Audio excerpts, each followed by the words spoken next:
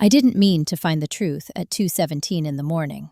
I only opened the app because my smoke detector chirped once, sharp and lonely. And at my age, silence after a sound like that feels louder than a scream. My name is Margaret Hale. I am 62 years old, a retired paralegal living in a quiet coastal town outside Savannah, Georgia. I have spent my whole life believing that if you follow rules, if you keep your head down and do right by your family, things eventually settle into place. That belief shattered on my phone screen. The living room camera blinked to life. The familiar outline of my sofa appeared, the one with the loose seam I keep meaning to stitch. The grandfather clock in the corner ticked steadily, patient, almost mocking. For a moment, nothing seemed wrong. Then my son-in-law stepped into frame. Ethan Brooks moved with the confidence of someone who believed he owned every room he entered. He was barefoot, holding a glass of whiskey, wearing that calm expression he used whenever my daughter wasn't around. Behind him, my granddaughter Nora hovered near the hallway, shoulders hunched, fingers twisting the hem of her sweatshirt. She was 10 years old. I felt my throat close before anything even happened. Ethan didn't touch her. That was almost worse. He leaned against the doorway, blocking her path, and spoke in a low, controlled voice the microphone barely caught. Nora nodded. Once. Twice. Her face looked small and gray under the dim lamp, like the light was draining her instead of illuminating her. Then he smiled. It was the same smile he used at church, at neighborhood barbecues, at Thanksgiving dinners when he carved the turkey like a man performing a sacred ritual. On the screen, that smile looked different, sharper, practiced. He reached past her and picked up her tablet from the counter. My tablet. The one I let her use for school games when she stayed with me. He scrolled, frowned, then said something that made her flinch hard enough to stumble backward. That was when I turned the phone face down and pressed it to my chest, like I could smother the image before it burned itself into me forever. I had forgotten to tell anyone the cameras were fixed. The technician had come earlier that day, cheerful and thorough, replacing the faulty hub after weeks of dropped signals. I meant to mention it at dinner. I didn't. I was tired. My joints ached. I told myself I would say something tomorrow. Tomorrow almost came too late. That night, I didn't sleep. Every time I closed my eyes, I saw Nora standing there, cornered by silence and expectation, carrying a weight no child should know how to hold. By morning, the house smelled like burned coffee and fear. My daughter Claire breezed in late, heels clicking, phone pressed to her ear. She was 41. Beautiful in the brittle way women become when they have convinced themselves they can't afford to break. She kissed my cheek absently and asked if I could watch Nora after school. Ethan's working from home today, she said, but you know how busy he gets. I knew. Nora arrived that afternoon, quieter than usual, backpack clutched like armor. She didn't tell me about school. She didn't ask for a snack. When Ethan's car pulled into the driveway early, she froze so completely I thought she'd faint. That was when I understood this wasn't a misunderstanding. This was a pattern. And patterns, I knew from a lifetime of legal work, always leave trails. That night, as I tucked Nora into the guest bed, she whispered something that split me open. "Grandma," she said, barely breathing the words. "Am I bad if I make someone angry by telling the truth?" I sat there long after she fell asleep, listening to the clock tick. My hands folded so tightly they ached. I had spent my life believing justice was something handled by courts and judges. I was about to learn what it cost when it had to be carried by a grandmother instead. And I hadn't even begun to open the files yet. The first thing I did was nothing. That may sound cowardly, but silence has its own kind of violence, and I needed to understand the shape of it before I shattered it.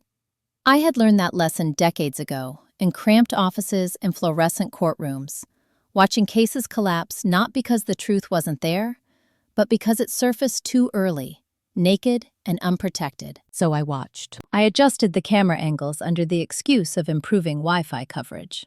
I checked timestamps. I saved clips. I listened to conversations that made my stomach twist and my jaw lock so hard it hurt to open my mouth. Ethan never raised his voice. He never touched Nora in ways anyone could point to and shout about. What he did instead was worse. He corrected her tone. He questioned her memory. He told her she was too sensitive, too dramatic, too much like her father. My late husband Richard had once called that kind of behavior death by 1,000 paper cuts. Claire didn't see it. Or maybe she couldn't afford to. She was deep in a career she hated, chasing promotions that kept moving just out of reach. Ethan was her proof that she hadn't failed, that her divorce hadn't broken her beyond repair. He managed finances, he handled contractors, he spoke smoothly to lawyers. He also controlled the story. At dinner one night, Nora barely touched her food. Ethan sighed loudly and said she'd been difficult all afternoon. Claire snapped at her without looking up from her phone. "Don't start, Nora. I don't have the energy for this." Nora's shoulders folded inward. I felt something cold and furious rise in me. Later that evening, I tried to speak to my daughter alone. I chose my words carefully, the way I always had. "Claire," I said, "have you noticed Nora seems anxious lately?" She rolled her eyes. "Mom, she's a kid. Kids go through phases." I almost told her about the cameras then. Almost showed her the clip of Ethan blocking the hallway, of Nora apologizing for things she hadn't done. But Ethan walked in carrying dessert, smiling like a man who knew exactly when to appear. That night, I made a decision. If I confronted them without protection, I would lose access to Nora. I would be painted as an aging woman imagining shadows. I had seen that tactic before. I had even helped use it years ago, before I knew better. So I did what I knew how to do. I built a case. I documented dates. I printed screenshots. I reached out to an old colleague, Daniel Price, now a family law attorney with a reputation for scorched earth custody battles. I framed my questions hypothetically. What if a grandmother suspects emotional manipulation? What kind of evidence matters? His pause on the phone was long. "Margaret," he said finally, "if you're asking me this, it's already serious." That weekend, Ethan announced they were considering moving. New job opportunity. Fresh start. He said it casually, like it was a weather update. Nora dropped her fork. I smiled, poured more wine, and said nothing. Inside, alarms screamed. Because if they moved, the cameras wouldn't matter. The records would become ghosts. And Nora would disappear into a house without witnesses. That night, as I backed up the files onto a flash drive and hid it inside an old recipe tin, I realized something else. Ethan wasn't just controlling my granddaughter. He was positioning himself. Claire had inherited Richard's trust after his death.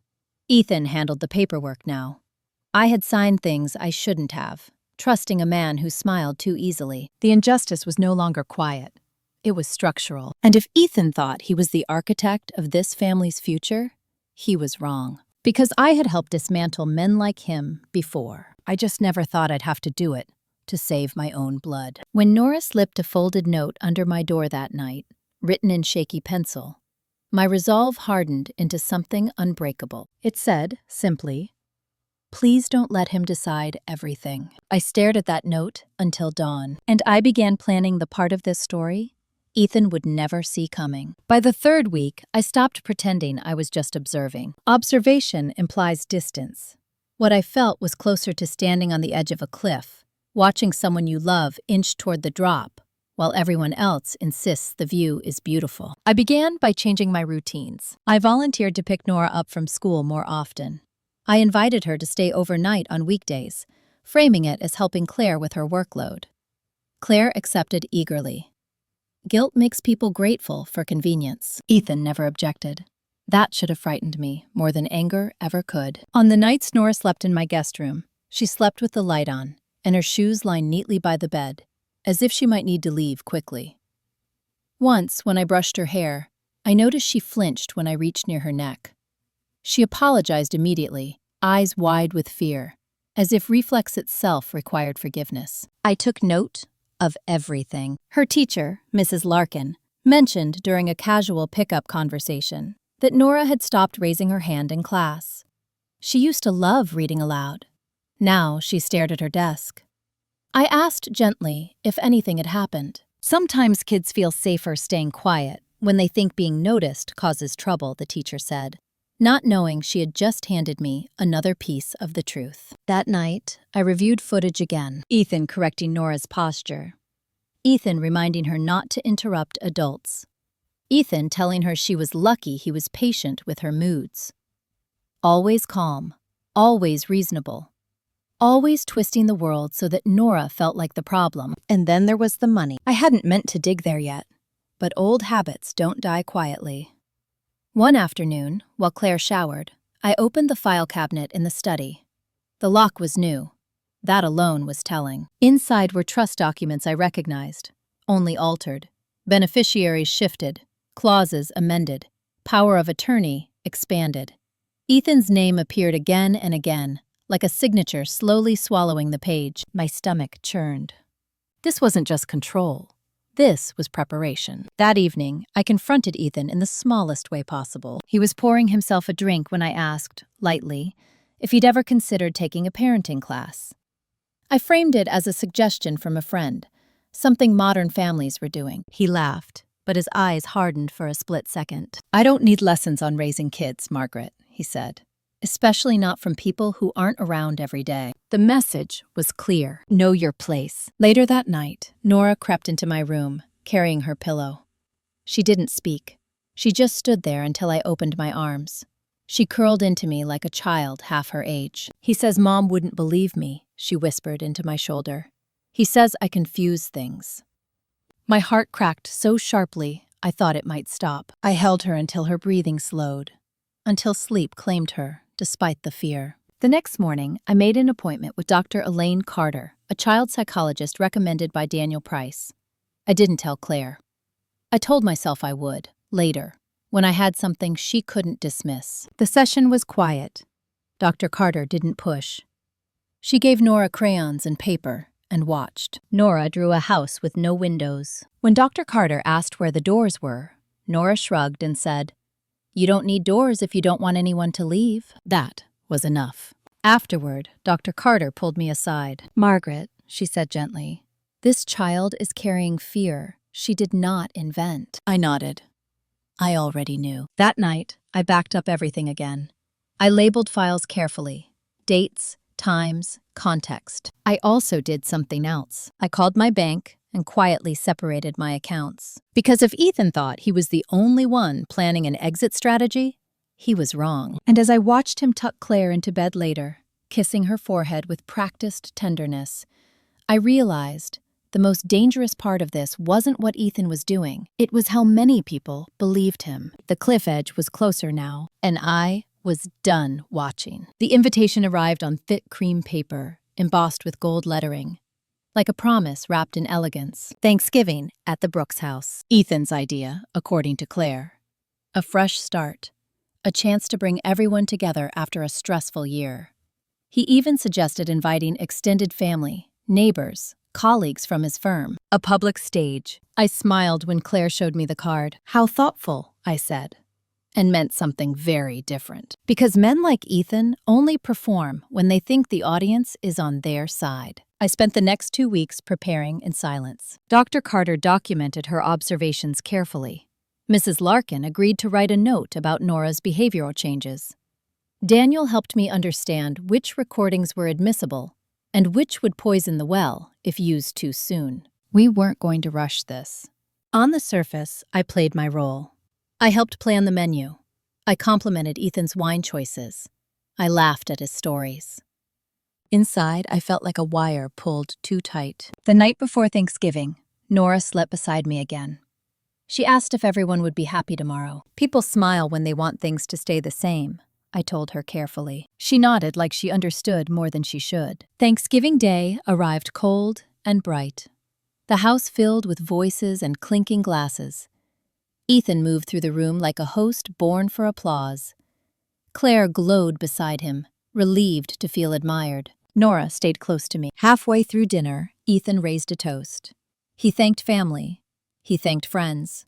He thanked his wife for her strength. Then he thanked me. "Margaret has been such a help," he said warmly. "We'd be lost without her support." The room murmured approval. That was when I stood. I hadn't planned to speak yet, but something in his smile told me he believed he'd already won. I raised my glass and said, "Thank you, Ethan. I'm grateful too, especially for clarity." The room quieted. I set my glass down and reached into my purse, pulling out a single envelope. Before dessert, I think it's important we address a few things. For the sake of family. Claire's smile faltered. Ethan's eyes sharpened. I placed the envelope on the table, right beside the turkey platter. Inside were copies. Not the worst ones. Not yet. Just enough to shift the air. Dates, notes, observations. I'm old-fashioned, I said calmly. I believe family means protection, especially of children. The silence stretched. Nora's hand tightened in mine. Ethan laughed softly. Margaret, this really isn't appropriate. I looked at him then, truly looked, and saw the calculation flicker behind his eyes. Appropriate, I said, is making sure no one is harmed in the dark. Claire stood abruptly. Mom, what are you doing? I met my daughter's gaze, heart-breaking and steady all at once. I'm making sure the truth doesn't disappear after dinner, I said. Outside, wind rattled the windows. Inside, something irreversible had begun. And Ethan, for the first time since I'd known him, didn't look entirely in control. No one spoke for several seconds after my words landed. The turkey steamed gently between us, a domestic centerpiece suddenly absurd in its normalcy. I could hear the faint hum of the refrigerator, the tick of the wall clock, the sound of Nora's breathing beside me, shallow and quick. Ethan recovered first. He always did. He smiled, slow and indulgent, and spread his hands as if calming a room full of nervous children. Margaret, he said lightly, you've always been passionate, but this kind of thing, in front of guests, on a holiday, it feels confused. Confused. The word hung there, sharp as glass. A few people laughed politely, relieved to be told how to feel. Mrs. Hinley from next door sipped her wine. One of Ethan's colleagues checked his phone. Claire looked between us, her face pale, eyes darting like a trapped animal searching for the fastest exit. I didn't raise my voice. I didn't need to. I've worked in law offices long enough to know that the calmest voice often carries the most weight, I said. Confusion is when facts don't line up. What I brought tonight lines up very clearly. I opened the envelope and slid out a single page. A timeline. Dates when Nora stayed home sick. Notes from her teacher. A brief summary from Dr. Carter. Carefully worded, professional, impossible to dismiss as hysteria. I didn't say the word abuse. Not yet. I didn't have to. The air itself felt heavier with implication. Claire, I said gently, you taught me to believe patterns matter. Her eyes filled instantly. Mom, she whispered, stop. You're embarrassing everyone. That hurt more than I expected. Ethan stepped closer to her, a protective arm sliding around her waist. He spoke to the room, not to me. Margaret has always struggled since Richard passed. She gets anxious, fixates. We've been patient. There it was. The pivot. I watched faces change, sympathy sliding neatly into place. A grieving widow, an aging woman, a grandmother who couldn't let go. I nodded slowly. You're right, Ethan, I said. I have struggled, especially watching a child learn to disappear, to keep adults comfortable. The word child snapped something. Nora's aunt cleared her throat. Ethan's brother frowned. The room tilted just slightly, away from certainty. That was enough for tonight. I gathered my papers back into the envelope and sat down. I wasn't here to convince them. I was here to mark the moment, to plant the memory they wouldn't be able to unsee later. Dinner resumed awkwardly. Dessert was served untouched. When it was over, I hugged Nora and told her we were going home together. I didn't ask permission. I didn't explain. I simply took her coat. Claire followed us to the door, her voice shaking. Mom, please, you're blowing this up. I looked at my daughter, really looked at her, and saw a woman standing in the wreckage of choices she wasn't ready to examine. I'm making it visible, I said quietly. There's a difference. That night, Nora slept curled against me on my bed, clutching her pillow. She didn't cry. She didn't speak. But she didn't flinch when I brushed her hair. The next morning, Ethan's lawyer called. That was how I knew we were past denial and deep into damage control. The voicemail was polite, almost friendly. This is Thomas Keene, representing Mr. Brooks. We'd like to discuss some concerns regarding recent statements you've made that could be construed as harmful. I deleted it without responding. Instead, I called Daniel. You pushed him, he said after I explained. That's good. People like Ethan only show their edges when pressure cracks the surface. Within days, the house felt different. Claire stopped answering my calls. Ethan sent a text stating that until matters were resolved, it would be best if I limited contact with their household. They underestimated one thing. Nora was already with me. I enrolled her in a different school district, temporarily, citing family circumstances. Daniel helped file emergency guardianship paperwork, supported by Dr. Carter's evaluation. The language was careful, neutral, devastating in its restraint. Ethan responded by freezing accounts. That was when I discovered just how much he had moved without my noticing. Funds from Richard's trust had been redirected into investment vehicles managed by Ethan's firm. Claire had signed. Or rather, she had signed what Ethan told her to sign. Betrayal doesn't always feel like a knife. Sometimes, it feels like a slow suffocation you don't notice until you can't breathe. I gathered bank statements, trust amendments, correspondence. Daniel's tone shifted from cautious to sharp. "Margaret," he said, "this isn't just family drama. This is financial manipulation." Good, I thought. Let it be big. Ethan filed for a restraining order. He claimed I was unstable, that I was poisoning Nora against her parents, that my grief had turned into obsession. The hearing was scheduled quickly. The night before, Nora asked me if she'd done something wrong. "No, my love," I told her. "You told the truth with your body long before you had words. That's never wrong." At the courthouse, Ethan arrived in a tailored suit, calm and confident. Claire sat beside him, hollowed out, staring at her hands. I took the stand first. I spoke about routines, about changes, about fear that didn't belong to a child's world. I presented documents, dates, observations. Ethan's attorney tried to rattle me, asked about my age, my health, my grief. I answered each question slowly, precisely. Then Daniel called Dr. Carter, then Mrs. Larkin, then a forensic accountant. The room shifted. When the judge denied the restraining order and granted temporary guardianship pending investigation, Ethan's face finally cracked. It wasn't rage. It was calculation failing. Outside the courthouse, reporters waited. The story had found oxygen. Concerned grandmother granted custody amid investigation. Ethan didn't look at me as he passed. Claire did. Her eyes held something new.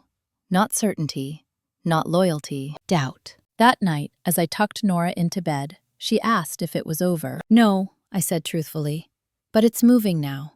And when things move, they can't hide as easily." I sat alone afterward, surrounded by files and quiet. Revenge isn't loud at first. It's patient, and Ethan had no idea how much of his world was already slipping through his fingers. Power doesn't disappear when challenged. It adapts. Within a week of the hearing, Ethan went silent. No texts, no emails, no legal threats. To anyone else, that might have looked like retreat. To me, it felt like the moment just before a storm changes direction. The first sign came from the bank. I received a notification that an old joint account, one I believed dormant, had been closed. The remaining balance was zero. It wasn't a large sum, but the message was clear. He was probing, checking which doors still opened under his name. Daniel confirmed my suspicion. "He's restructuring, Margaret. People like him don't panic. They reposition." Meanwhile, the investigation moved forward in small, grinding steps. Child Services interviewed Nora twice, gently, methodically. Each time she came home exhausted, but lighter, as if speaking to people trained to listen gave her permission to breathe. One evening, as I folded laundry, she sat beside me and said something that stopped my hands midair. "He used to say if I talked too much, Mom would get tired of me, like Dad did." The words were quiet, flat, as if she were reciting something memorized. I felt something cold spread through my chest. That night, I wrote everything down. Not for court, for myself. A record of things no document could fully capture. Claire finally came to see us on a Sunday afternoon. She stood at the doorway like a stranger, hands clasped, eyes rimmed red. Ethan wasn't with her. She asked if she could talk to Nora alone. I said no. "Not yet," I added, softer. Claire's face crumpled. "You think I'd hurt her?" "I think you didn't protect her," I said. "That's different. But it matters just as much." She sat at the kitchen table and cried into her hands.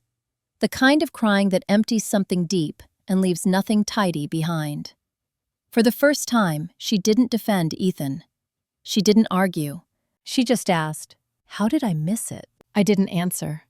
Because the truth was cruel and simple. She missed it because Ethan made sure she was always looking somewhere else. 2 days later, Daniel called with urgency in his voice. Ethan filed a motion to dissolve the trust and liquidate remaining assets, citing marital authority and financial necessity. "He's trying to cash out before charges stick," Daniel said. "We can block it, but we need leverage." Leverage. The word tasted familiar. That evening, while Nora slept, I opened the last file I hadn't shared with anyone yet. The recordings Ethan didn't know existed. Months ago, when the camera system was first installed, the technician had mentioned an automatic cloud backup Ethan never asked about. I had quietly kept access. Audio, too. Not clear enough to be dramatic, clear enough to be damning. Ethan's voice. Calm, repetitive. "You don't want to upset your mother again, do you?" That kind of thing stays with a jury. I sent the files to Daniel encrypted, my hands steady. For the first time since this began, I felt something close to certainty. Ethan wasn't just losing control of the narrative, he was running out of exits. The charges came quietly. No handcuffs, no flashing lights. Just a formal notice delivered to Ethan's office on a gray Tuesday morning. Allegations of coercive control involving a minor. Financial misconduct pending further review. The words were careful, legal, heavy. By noon, the story had leaked. Local news framed it cautiously at first. Prominent consultant under investigation, family disputes cited. But by evening, former colleagues began to speak. Not about Nora, about Ethan. A junior analyst who said Ethan took credit for her work. A former assistant who described being pressured into silence after inappropriate comments. A pattern began to emerge, one thread at a time. The perfect image cracked. Claire called me that night, her voice shaking. "He never told me about any of this."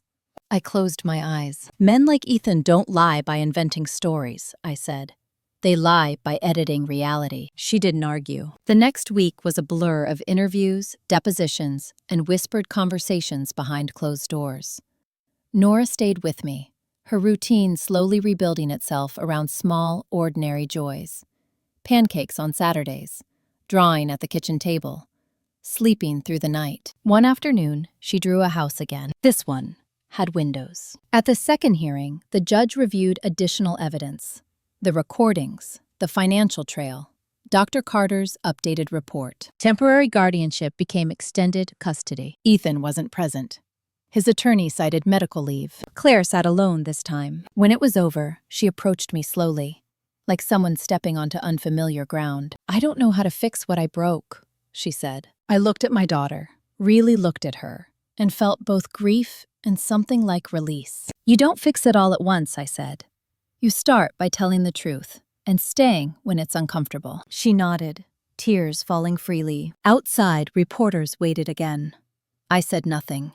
I held Nora's hand and walked past them. Justice, I was learning, doesn't always roar. Sometimes it arrives as space, as safety, as the quiet return of a child's laughter. That night, after Nora fell asleep, I sat alone with the final realization settling into me. This was never just about revenge. It was about refusing to let silence finish the harm someone else started. And Ethan still hadn't faced the part of this story that would hurt him the most. That was still coming. The call came from an unfamiliar number just after dawn. I almost didn't answer. At my age, unknown calls usually bring nothing but scams or bad news. This one brought both, wrapped in a voice I recognized immediately. "Margaret," Ethan said. He sounded tired. Not frantic, not angry. Tired in the way men sound when they believe exhaustion itself should earn them sympathy. I ended the call without replying. 10 minutes later, Daniel called. "He's reached out to everyone connected to you," Daniel said. "Former colleagues, neighbors, even your church administrator. He's trying to reframe himself as the victim of an overzealous grandmother with a vendetta." I closed my eyes and breathed slowly. Of course he is. That afternoon, a thick envelope arrived by courier. Inside was a letter from Ethan's legal team. No threats, no accusations. just an offer. He was willing to relinquish any claim to the trust assets, willing to step back from guardianship proceedings, willing to disappear quietly. In exchange, he wanted one thing: silence. No further cooperation with investigators. No testimony if charges escalated. No public statements. He wanted this to fade. Daniel's response was immediate and cold. He's offering because he's afraid of something you haven't used yet. He was right. The recordings had triggered the investigation, but they weren't the most damaging thing I had. Not by a long shot. While reviewing financial records weeks earlier, I had noticed a pattern Ethan assumed no one would catch. Transfers, just under reporting thresholds. Shell consulting invoices. Money moving sideways, before it ever moved out. I'd spent decades watching men like him underestimate women they believed too old, too sentimental, too distracted by family to understand numbers. I forwarded the files to the state investigator handling the financial case. That evening, Nora asked why I looked so serious. Sometimes bad people ask for forgiveness before they ask for accountability, I told her carefully. She thought about that and nodded. Like when someone says sorry but keeps doing the same thing. Exactly. The next day, Ethan was formally charged with financial fraud. That was when the silence broke. His firm placed him on indefinite leave. His name vanished from their website overnight. A charity board he chaired issued a statement distancing themselves. And then Claire came over, unannounced. She looked smaller somehow, stripped of certainty. She sat across from me at the kitchen table, fingers wrapped tightly around a mug she wasn't drinking from. He asked me to lie, she said. I waited. He said if I told investigators I misunderstood things, if I said you'd always been unstable, this would all go away. He promised we could start fresh. Her voice cracked. I told him no. That was the first time I truly exhaled in weeks. She covered her face and sobbed, the sound raw and broken. I moved closer but didn't touch her until she reached for me. I'm so sorry, Mom. I don't know how I became someone who didn't see her own child. I held her then. Because accountability doesn't mean withholding compassion forever. But trust, I knew, would take time. That night, as I lay awake listening to the house settle, I understood something clearly. Ethan hadn't just lost power. He'd lost the ability to control how this story ended. And that terrified him more than prison ever could. The trial didn't begin with drama. No shouting. No sudden confessions. Just careful questions and answers, delivered under oath. Each one removing another layer of the mask Ethan had worn for years. I testified on the third day. I spoke about patterns, about how control often disguises itself as concern, about how silence grows when people are taught their discomfort is an inconvenience. Ethan sat at the defense table, thinner now, jaw tight. He didn't look at me. Claire testified after me. Her voice shook at first, then steadied as she spoke about how Ethan handled finances, how he isolated decisions, how he dismissed Nora's fear as manipulation. I believed him because I needed to, she said simply. That sentence echoed through the courtroom. The financial evidence followed. Spreadsheets, expert testimony, the slow, merciless unraveling of a carefully constructed lie. When the verdict came, it was almost anticlimactic. Guilty on multiple counts of fraud. Additional charges related to coercive control referred for sentencing consideration. Ethan stood when the judge spoke, hands gripping the table, face drained of color. For the first time since I'd known him, he looked exactly like what he was. Small. Outside the courthouse, microphones appeared again. I declined to speak. I had said everything that mattered under oath. Weeks later, the sentencing was finalized. Ethan received a prison term that would take years from him he could never get back. His assets were frozen pending restitution. His reputation, once his greatest weapon, was irreparably broken. Claire entered counseling.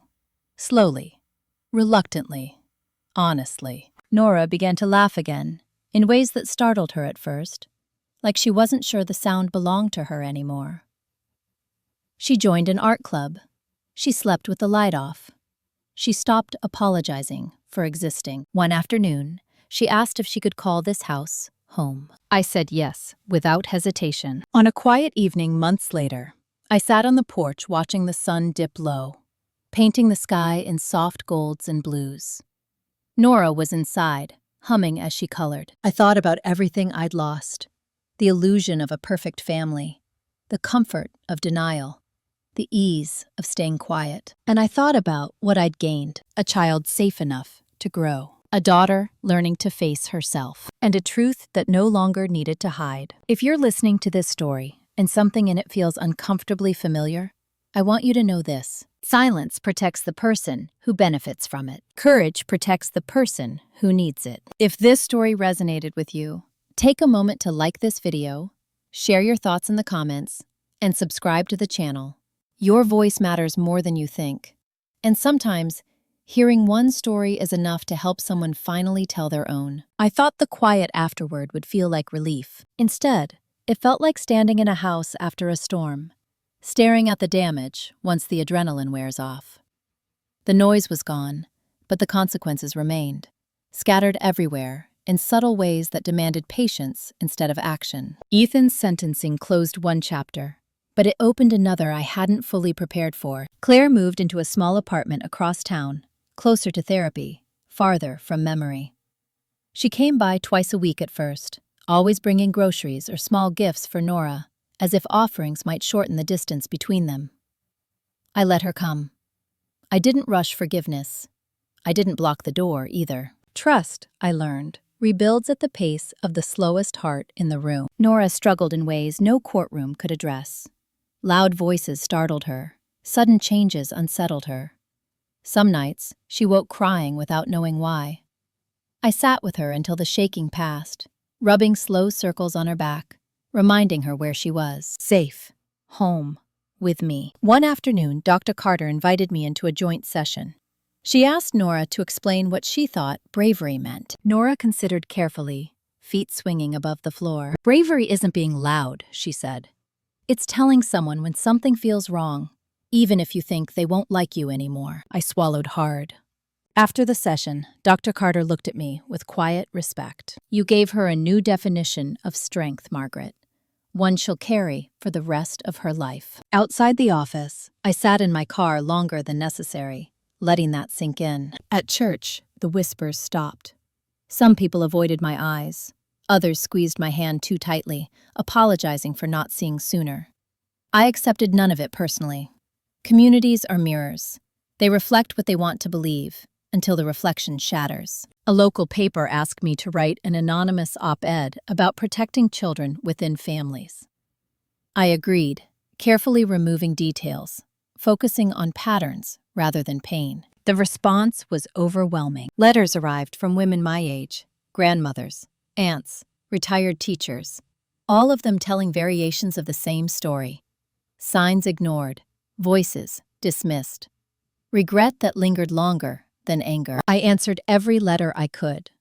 Not with advice, with validation. One evening, Claire stayed late. Nora had gone to bed early after a long school day.